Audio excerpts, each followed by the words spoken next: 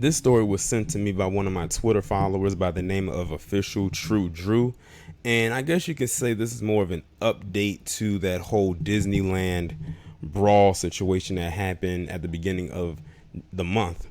So what you're seeing right here is this guy whose name is Avery Robinson. And he was the guy that, if you saw the video, he was the one who had on the pink shirt. And you can clearly see that he stands out the most in that picture right here to the right of his mugshot. Well, the update with this is that he faces up to 7 years in prison for the role that he played in this particular incident. Now, I'm not going to sit here and lie and say that I was not expecting them to not get hit with any type of charges. I just knew that they were going to get hit with something because of the location of where it happened at, and because it went viral. Like it took off like a runaway train. There was really no way that you could dodge this at all. Like, you saw it and it was everywhere. Like, everybody was talking about it for like maybe a good week. And I knew that he would get hit with charges, but he wasn't the only one. Everyone involved actually got hit with something, but he got hit with the most. He's actually the one who got years. A lot of other people, the others that were involved, they got months or they got little misdemeanor charges. But because they felt that his role was very intense, because he was pulling on the woman's braids, he was hitting on them, and he was just really going off on anybody he felt that he could get his hands on. So he was the one that they decided to really throw those particular years at. Now, my thing is this.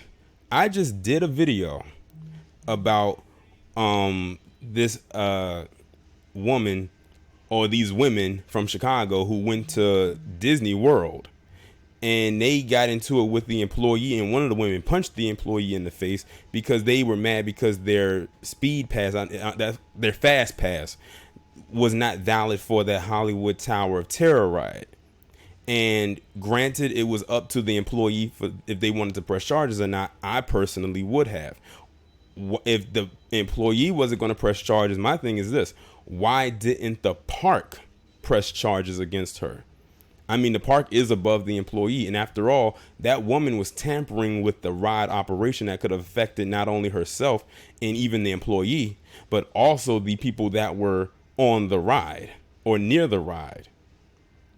And they didn't throw any type of charges at her whatsoever. We don't even know the identity of the woman, which leads me to believe even more that that person is probably most likely palm colored. There wasn't even any video. Like, they didn't have anything to really go off of when it came to that situation. In my opinion, that was just as bad as this, because now you're putting other people's lives in danger because you couldn't get your way. But they made sure to blow this up. And the thing is, that event happened almost a week after this one. This happened on July 8th.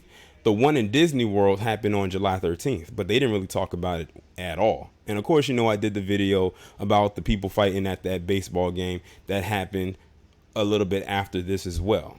But we know how mainstream media gets down.